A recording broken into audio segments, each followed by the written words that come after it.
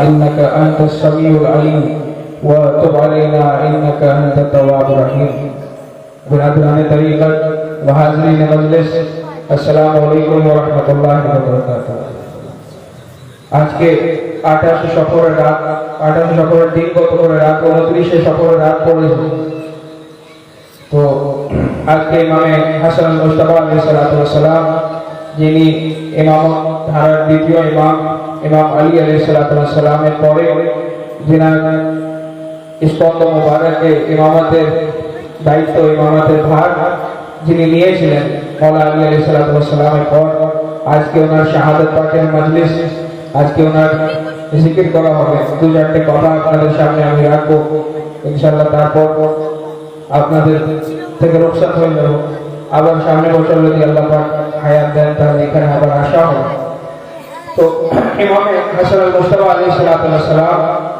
হুজুর ফাতেমা জাহরা সালামুল্লাহ আলাইহা ওনার সবথেকে বড় সন্তান রাসূল পাক সাল্লাল্লাহু আলাইহি ওয়াসাল্লামের সবথেকে বড় নাতি ওনাকে বলা হয় সিফতে আকবর ওনার একটা লাকাব আছে মানে সবথেকে বড় নাতি রাসূল পাক সাল্লাল্লাহু আলাইহি ওয়াসাল্লাম সবথেকে বেশি ওনাকে ভালোবাসতেন কেন ওনার কোনো পুত্র সন্তান ছিল না রাসূল পাক সাল্লাল্লাহু আলাইহি ওয়াসাল্লাম সেই সময়টা আরবরা ওরা কোনো যদি মেয়ে সন্তান হতো তাকে ওরা সন্তান হিসাবে গণনা করত তো রাসূল পাককে ওরা বলতো যে ইনি তো নবী আছেন কিন্তু ইনার বংশ থাকবে না দুনিয়ায় কেন ওনার কোনো ছেলে সন্তান নেই তো হুজুর আফসোস করতেন তখন আল্লাহ পাক কোরআন পাকের মধ্যে বললেন যে ইন্না আতাইনাকাল কাউসার ফাসাল্লি লিরাব্বিকা ওয়ানহার ইন্না শানিয়াকা হুয়াল আবতার আমরা আপনাকে কাউসার দান করব এবং যে আপনার শত্রু আছে সেই হবে নেজ কাটা কিন্তু আপনার খানদান কিয়ামত পর্যন্ত চলতে থাকবে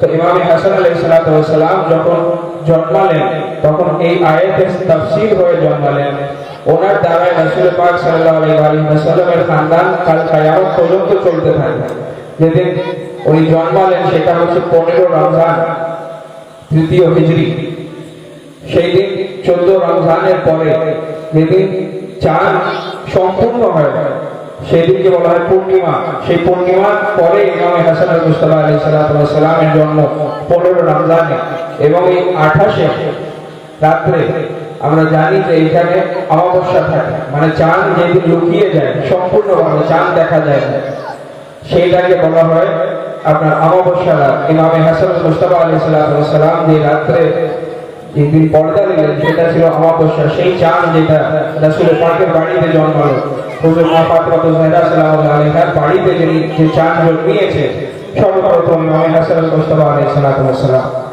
এবং ওনাকে খুবই আফসোসের ব্যাপার যে বিষ প্রয়োগ করে হত্যা করেছে তিনি এত মাসুম ইমাম যিনি ইমাম হাসান আল মুস্তাফা আলাইহিস সালাতু ওয়াস সালাম যে ওনার জন্য ওনার যে শত্রু আছে মারওয়ান ইবনে হাকাম ও বলছে যে যখন খবর পেল যে ইমাম হাসান আল মুস্তাফা আলাইহিস সালাতু ওয়াস সালাম শহীদ হয়েছে তো তখন সে ইমাম হাসান আল মুস্তাফা আলাইহিস সালাতু ওয়াস সালামের চিরশত্রু ছিল মারওয়ান ইবনে হাকাম ও বলছে যে খুব আফসোসের ব্যাপার ইমাম হাসান আজকে উনি ইন্তেকাল করেছেন মারওয়ান বলল আমি ওনার সবথেকে বড় শত্রু আমি কিন্তু জীবনে ইমাম হাসান মুস্তাফা আলাইহিস সালাতু ওয়াস সালামের জবানে মোবারক থেকে আমি কোনো খারাপ কথা শুনি নাই সবথেকে কঠিন কথা সবথেকে কঠোর কথা যিনি যে উনি আমাকে বলেছেন সেটা হচ্ছে এক সময় আমি নিজের এই ডান হাতের শাহাদাতের আঙ্গুর থেকে নিজের নাককে চুলকাচ্ছিলাম তো ইমাম হাসান মুস্তাফা আলাইহিস সালাতু ওয়াস সালাম তখন মারওয়ানকে বললেন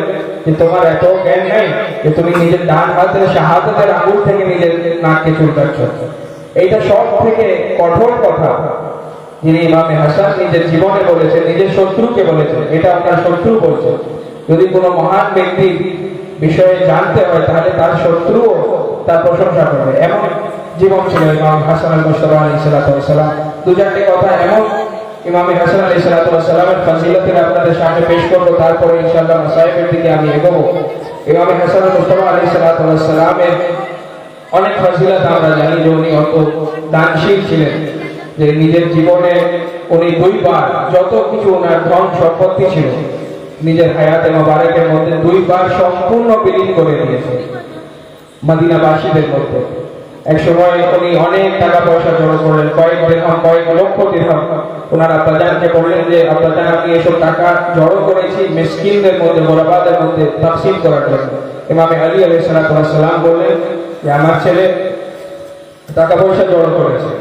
তখন মদিনাবাসীদেরকে যখন বলা হলো, ওরা সব চলে আসলেন। ইমামে হাসান সম্পূর্ণভাবে পুরো যত কিছু ওনার ধন সম্পত্তি ছিল সকল বিলীন করে দিয়েছেন। ওনার খেলাফতের মধ্যেও যদি দেখা হয় তো দুইবার সম্পূর্ণ যেটা বাইতুল মাল ছিল, যেটা মালে গনিমত বলা হয়, যেটাকে বাইতুল মাল বলা হয়, খেলাফতের যেটা থেকে কাজ চলে, সম্পূর্ণ বিলীন করে দিলেন ইমাম হাসান মুস্তাফা আলাইহিস সালাম। ওনার যিনারা মন্ত্রীরা ছিল, ওরা বলল হুজুর কিভাবে চলবে খেলাফত? তখন ইমাম হাসান বললেন যে আল্লাহ পাকের উপরে ভরসা করো, তাওয়াক্কালতু আলাল্লাহ, আল্লাহর উপরে ভরসা করো, আল্লাহর দিন আল্লাহ পাক চালাবে। তো ইমাম হাসান মুস্তাফা আলাইহিস সালামের বীরত্ব সম্পর্কে, ওনার সাহস সম্পর্কে দু চারটে কথা আপনাদের সামনে বলতে চাইব। অনেকেই আমরা জানি যখন এক জায়গায় পাকের জিকির হয়, তখন আমরা যদি বলি যে সব থেকে বেশি বীর কে ছিলেন, ইমামে আলী আলাইহিস সালামকে বলা হয়। কেউ বলে যে ইমামে হুসাইন, উনি বীর ছিলেন। কিন্তু ইমামে হাসান মুস্তাফা আলাইহিস সালামের বীরত্বর কথা, ওনার তলোয়ারবাজির কথা, ওনার যখন নেজা চালাতেন কিভাবে চালাতেন সেসব কথা আমরা জানি না, পড়তেও চাই না আমরা। কিন্তু ইতিহাসে দেখা হয় যে ইমামে হাসান মুস্তাফা আলাইহিস সালামের কি বীরত্ব ছিল। যখন উনি যুদ্ধের ময়দানে যেতেন, কেমন ভাবে উনি লড়াই করতেন, এটা ইমামে আলী আলাইহিস সালাম নিজের কিতাবে নাহজুল বালাগার মধ্যে বলছেন। ইমামে আলী আলাইহিস সালাম সেই ব্যক্তি যিনার ছেলে হযরত আব্বাস আল-আন্দার আছেন, যিনার তলোয়ারের কথা আমরা শুনি। হযরত ইমামে হুসাইন নিজে আছেন, হযরত মুহাম্মদ ইবনে হানাফিয়া আছেন, মাওলা আলী আলাইহিস সালামের শাহজাদা। ইনারা বিরাট বড় যোদ্ধা, বীর ছিলেন। কিন্তু মাওলা আলী আলাইহিস সালাম যিনার তলোয়ারের প্রশংসা করছেন নিজের বইয়ে, সেটা হচ্ছে ইমামে হাসান মুস্তাফা আলাইহিস সালাম। কেন? উনি নিজের জীবনে বীরত্ব শিখেছেন, নিজের জীবনে সাহস শিখেছেন। সব থেকে সাহসী ব্যক্তি যে তার কাছ থেকে, সব থেকে বীর ব্যক্তি, সব থেকে বড় যোদ্ধা যিনি, ওনার কাছ থেকে। তিনি কে?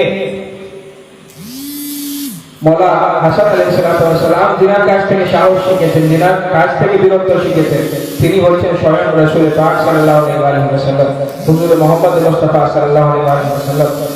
ওনার কাছ থেকে বীরত্ব শিখেছেন। মাওলা যখন আমাদের লড়াই করে, তো আমরা যখন পারতাম না, তখন আমরা রাসূল পাক সাল্লাল্লাহু আলাইহি ওয়াসাল্লামের পিছনে লুকিয়ে যেতাম। হুজুর সামনে চলে আসতেন, এগিয়ে চলে আসতেন।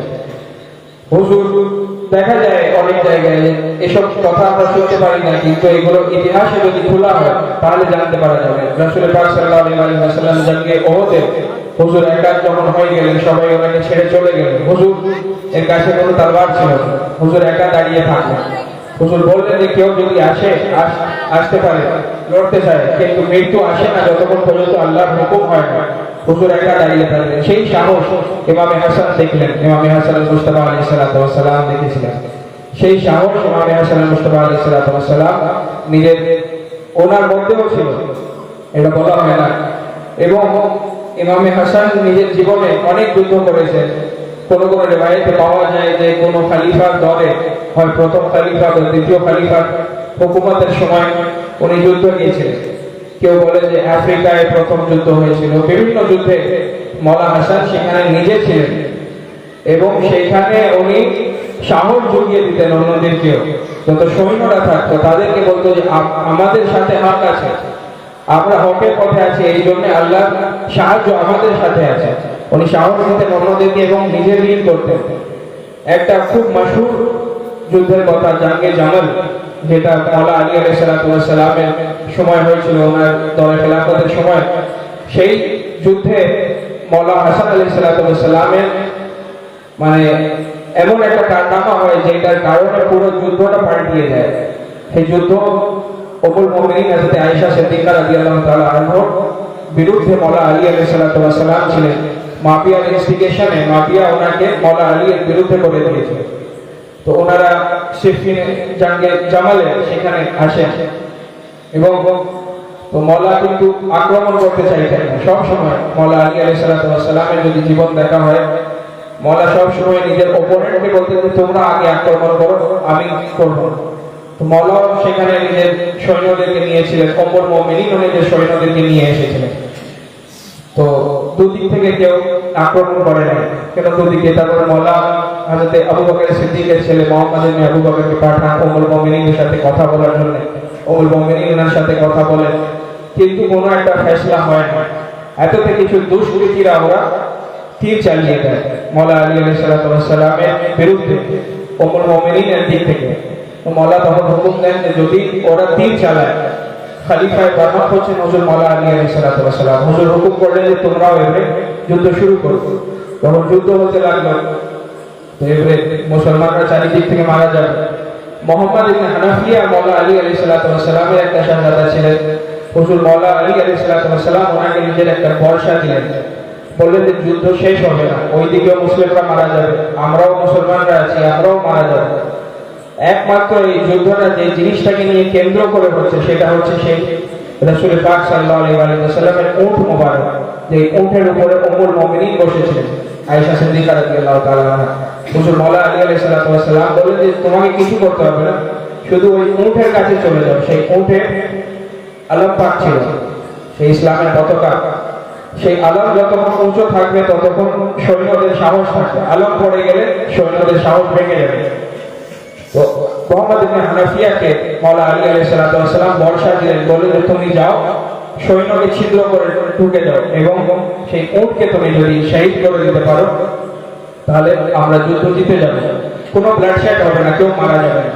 মুহাম্মদ ইবনে হানাফিয়া অনেক চেষ্টা করলেন, কিন্তু উম্মুল মুমিনিন যে উটের উপরে বসেছিলেন তার চারিদিকে অনেক সেই সময়কার তাগড়া ওইখানকার সৈন্যরা ছিল। মুহাম্মদ ইবনে হানাফিয়া দুইবার চেষ্টা করলেন, কিন্তু ওদের কাছ থেকে পরাস্ত হয়ে ফিরত চলে আসছেন। এতদিন ইমাম হাসান আল মুস্তাফা আলাইহিস সালাম উনি মওলা আলী আলাইহিস সালামের কমান্ডার ছিলেন, উনি দেখতেন যে কিভাবে কি হচ্ছে। তো যখন মুহাম্মদ ইবনে হানাফিয়া ফিরত আসলেন, মওলা হাসান আল মুস্তাফা আলাইহিস সালাম ওনার কাছ থেকে বর্শা নিয়ে গেলেন। যেমনই বর্শা নিলেন, উনি যখন উটকে শহীদ করবেন, উম্মুল মুমিনিন যেন মাটিতে না পড়ে, উম্মুল মুমিনিনকে তুলে নিলেন।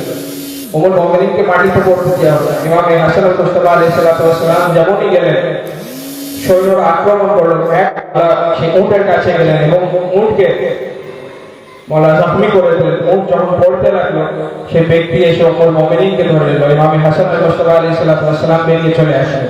উম্মুল মুমিনিন যখন পড়ছেন, উনি তখন বলছেন, সেখানেও পর্দার খেয়াল করছেন।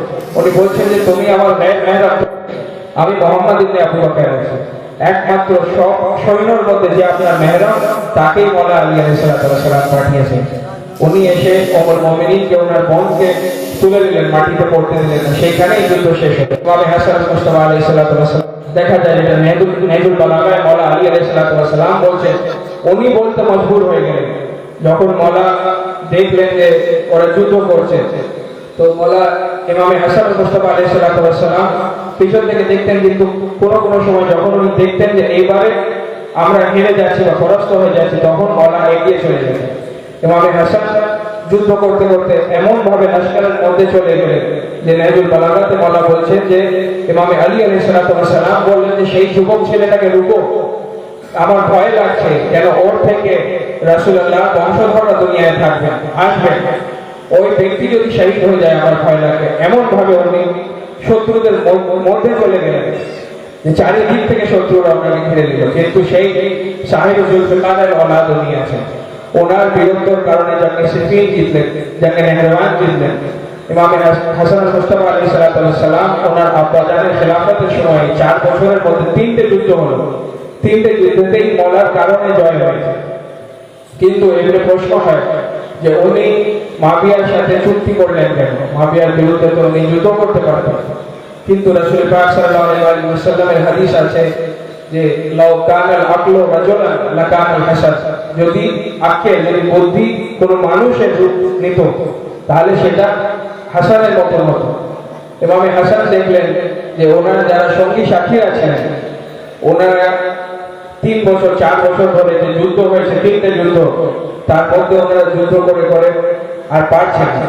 বেশিরভাগ মানুষরা সাহস হারিয়ে ফেলেছিল যে আমরা সারা জীবন কি যুদ্ধ করতে থাকবো, এটা একটা কারণ।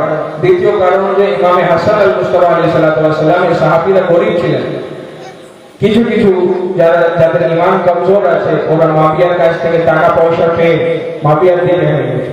এমনও কিছু সাহাবীরা ছিলেন ইমামে হাসান মুস্তাফা আলাইহিস সালামের, যিনি ইমামে হাসানকেই শহীদ করে দিতে ওনারা রাজি হয়ে গেছিলেন, শুধু মাফিয়ার দিক থেকে টাকা পয়সা আসার কারণে।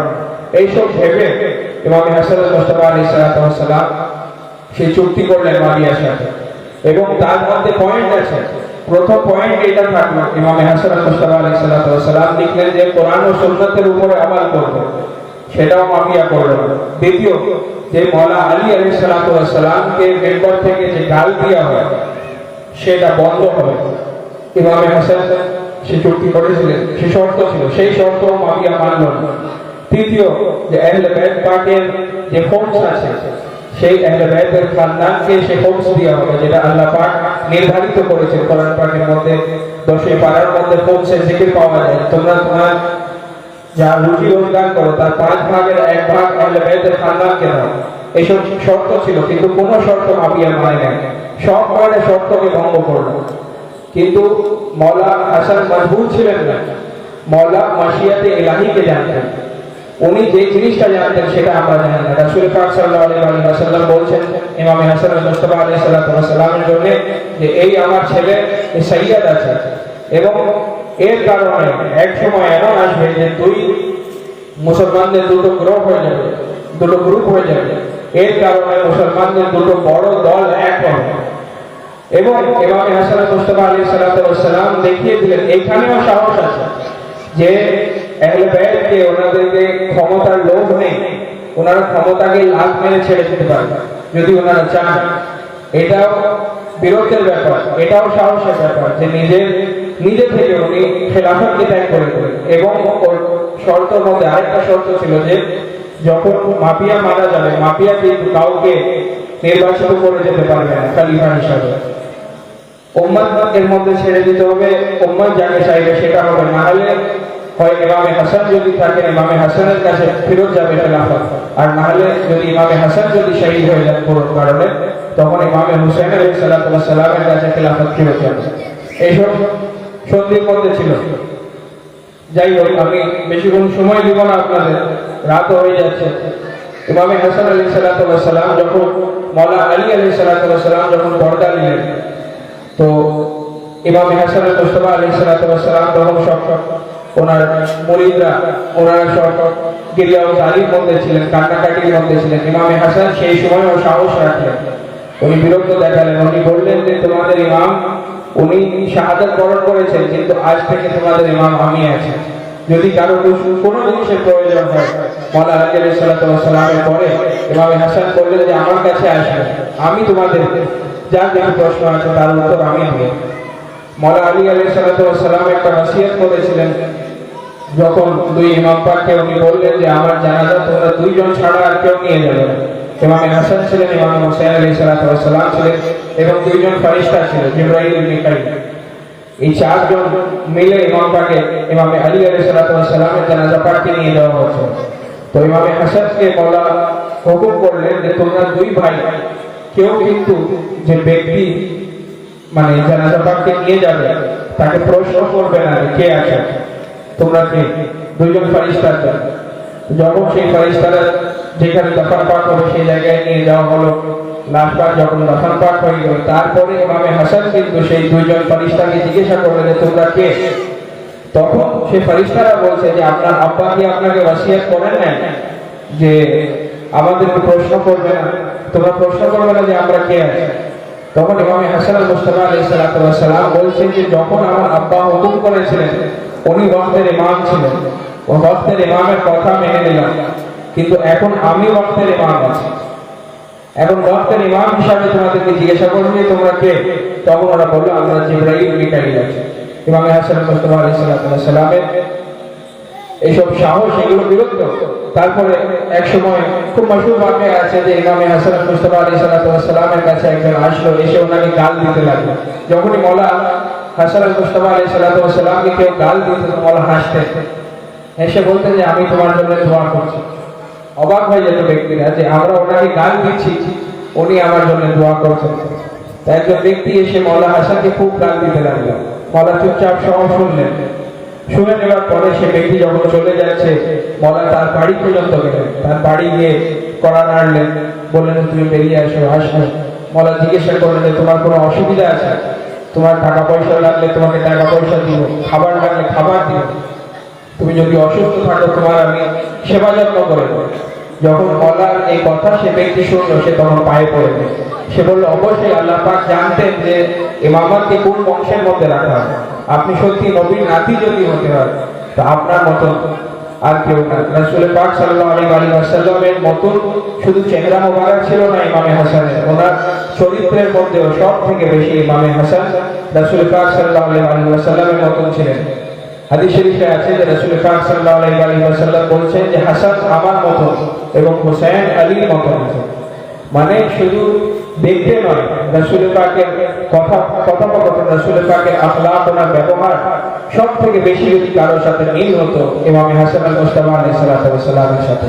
এক সময় ইমামে হাসান খেলছিলেন, প্রথম খলিফা উনি দেখলেন যে রাসূল পাকের ইসপত মোবারক উনি খেলছেন, তখন বলছেন যে আপনার মনে হচ্ছে ইয়া রাসূলুল্লাহ, ইয়া হাবিবাল্লাহ, আপনি নিজেরই ছোটবেলাকার শিশুকে আপনি নিজেই নিয়ে খেলছেন।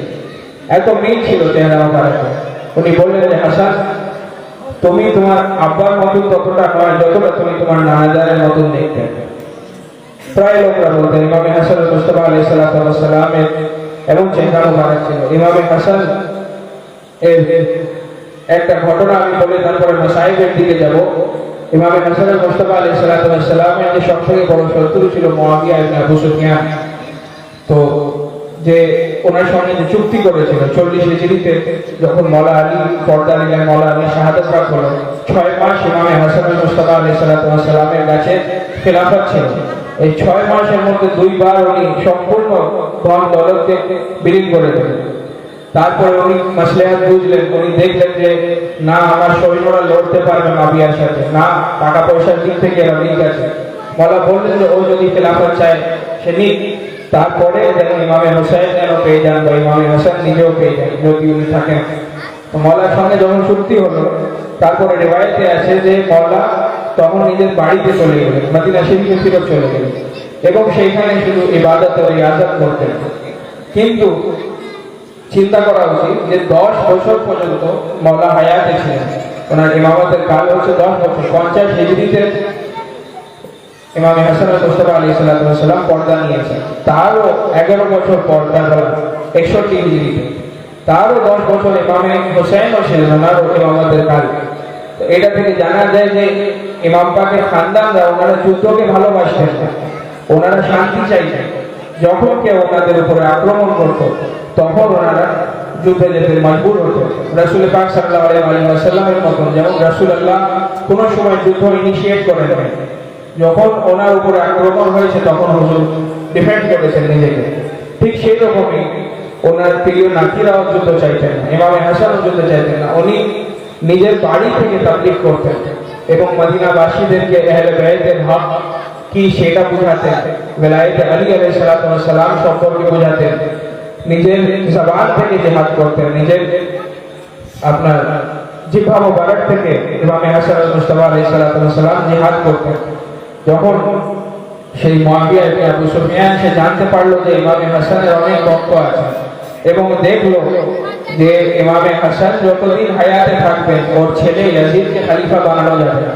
কেন? ইমামে হাসানের সাথে সে সুলহনামা করেছে, চুক্তি করেছে যতদিন ইমামে হাসান থাকবেন, মুয়াবিয়ার বয়স হচ্ছে, মুয়াবিয়া কোন দিন মারা যাবে, আবার খেলাফত কিন্তু ইমামে হাসানের কাছে চলে আসবে বা ইমামে হোসেন পেয়ে যাবে।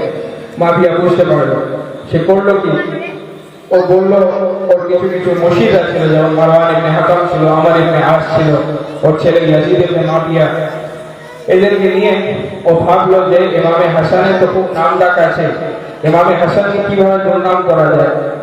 তো একজন আমর ইবনে আস বললো যে কাজ করা হোক, আমরা মদিনায় যাই, মদিনায় গিয়ে আমরা একটা জুলুসের মতন বের করি, একটা কাফেলা বের করি, সেখানে অনেক লোক আমাদের সঙ্গে থাকবে এবং সেখানে ইমামে হাসানকে দাওয়াত দিব, ইমামে হাসানও আসবেন এবং ইমামে হাসানের সামনে ওনার আব্বাকে গাল দিব, ইমামে হাসানের সামনে ওনার আব্বাজানকে গাল দিব।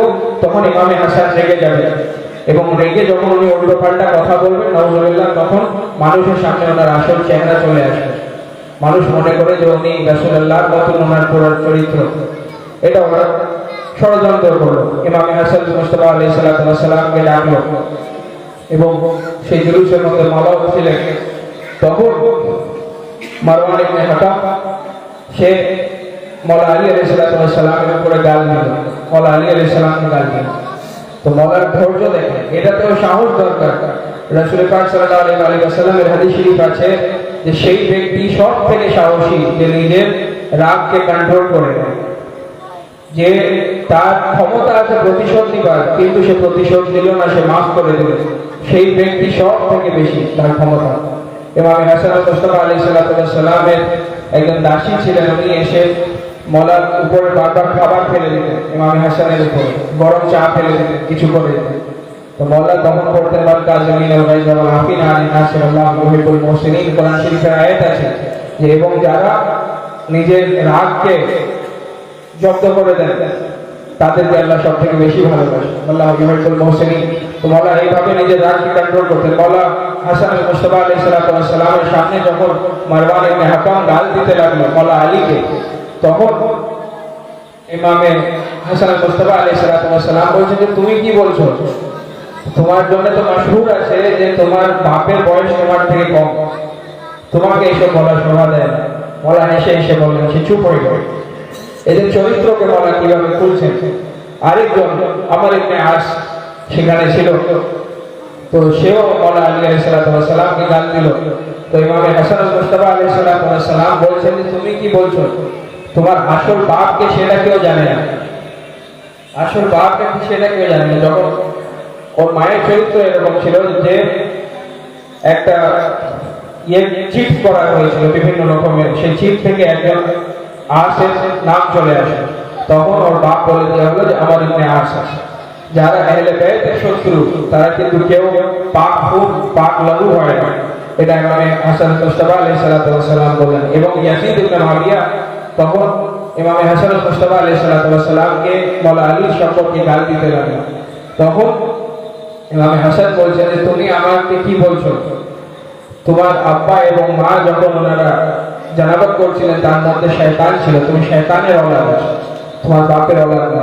এরকম করে মওলা জবান থেকে জিহাদ করতেন, মওলার সঙ্গে কেউ পারত না। এই কারণে ওনাকে 7 বার বিষ দেওয়া হয়েছে। ইমাম হাসান মুস্তাফা আলাইহিস সালাম বলছেন যে আমাকে 7 বার বিষ দেওয়া হয়েছে এবং এই 7ম বারে এমন কড়া বিষ দেওয়া হয়েছে যে এতে হিরোর টুকরো, যখন মওলা হোসেন যখন সেই সুরাহিটা দেখলেন, ওটা যখন মাটিতে ফেললেন, তো সেইখান থেকে আপনার মাটি ফেটে গেল, এমন কড়া বিষ দেওয়া হয়েছিল ইমাম হাসান মুস্তাফা আলাইহিস সালামকে। এবং ইতিহাসে আছে যে যখন ইমামে হাসান বুঝতে পারলেন ওনাকে বিষ দেওয়া হলো, রাসূল পাকের মাজার শরীফে গেলেন, সেখানে গিয়ে কান্নাকাটি করলেন, ইজাজত চাইলেন যে আমি আপনার কাছে আসতে চাই। রাসূল পাক বললেন যে অবশ্যই তোমার জন্য আমার জায়গা খোলা আছে, যদি উম্মত আসতে দেয় তোমাকে। তারপরে উনি নিজের আম্মা জানের কাছে গেলেন, সেখানে উনি জিজ্ঞাসা করলেন। এসে যখন বাড়িতে আসলেন, তো রিওয়ায়েতে আছে যখন মওলা হাসান মুস্তাফা আলাইহিস সালাম উনি যখন বমি করছিলেন, সে বমি থেকে ওনার কলেজার টুকরা বেরিয়ে আসছে এবং 72টা টুকরা ওনার কলেজে মোবারকের হয়ে গেল। যখন ইমামে হুসাইন তাশতারি নিয়ে আসলেন, উনি যখন বমি করতে লাগলেন, সেখানে কলেজে মোবারকের টুকরো বেরিয়ে আসতে লাগলো। এবং ইমামে হাসান মুস্তাফা আলাইহিস সালামের যখন লাশ পাককে নিয়ে যাওয়া হলো মসজিদ নববীর দিকে রাসূল পাক সাল্লাল্লাহু আলাইহি ওয়াসাল্লামের মাজার শরীফে দাফন করার জন্য, তখন মারওয়ান ইবনে হাকাম চলে আসে। কত বোঝ এনাদের মধ্যে ছিল, এদের মধ্যে ছিল আহলে বাইতের বিরুদ্ধে। যখন লাশ পাককে নিয়ে যাওয়া হচ্ছে, মারওয়ান ইবনে হাকাম দাঁড়িয়ে গেল, ও বলল যে ইনার লাশকে আমরা রাসূলুল্লাহর কাছে আমি দাফন হতে দিব না, ইজাজত নেই। উনি প্রিয় নাতি রাসূল পাক সাল্লাল্লাহু আলাইহি ওয়াসাল্লাম, আমি হাসান থেকে দাফন পাক করতে দেওয়া হবে না। যখন জোর করে ওনারা যেতে চাইলেন, তো মারওয়ান ইবনে হাকাম তীর চালাতে লাগলো এবং 70টা তীর জিসমে মুবারকের মধ্যে লাগলো। 70টা তীর তাবুত পাককে ছিদ্র করে ইমাম হাসান মুস্তাফা আলাইহিস সালামের জিসমে মুবারকে গেঁথে গেল এবং আবার সেই তাবুত পাক আবার বাড়ি গেল। কোনো ব্যক্তি এমন নেই যার একবার লাশ বেরিয়ে গেছে বাড়ি থেকে দাফন হওয়ার জন্য, সে আবার ঘুরে তার লাশ তার বাড়িতে এসেছে। কিন্তু ইমাম হাসান মুস্তাফা আলাইহিস সালামের লাশ মোবারক আসলো এবং ওনাকে দুইবার কাফন পরানো হলো। একবার কাফন পরিয়ে মওলা পাঠিয়ে দিলেন, সেই কাফনকে রক্তে লাল করে দিল, যার লাশ পাকের সাথে এত ব্যাধি। সেই আবার নতুন কাফন ইমামে হাসান মুস্তাফা আলাইহিস সালাতু ওয়াস সালামকে পরানো হলো এবং এইসব ফজিলত থেকে ওরা হিংসা রাখত। এই কারণে আহলে বাইত পাকের উপরে এত অত্যাচার, এত জুলম হয়েছে। আল্লাহ পাক আমাদেরকে তৌফিক দেন যেন ওনাদের দুঃখ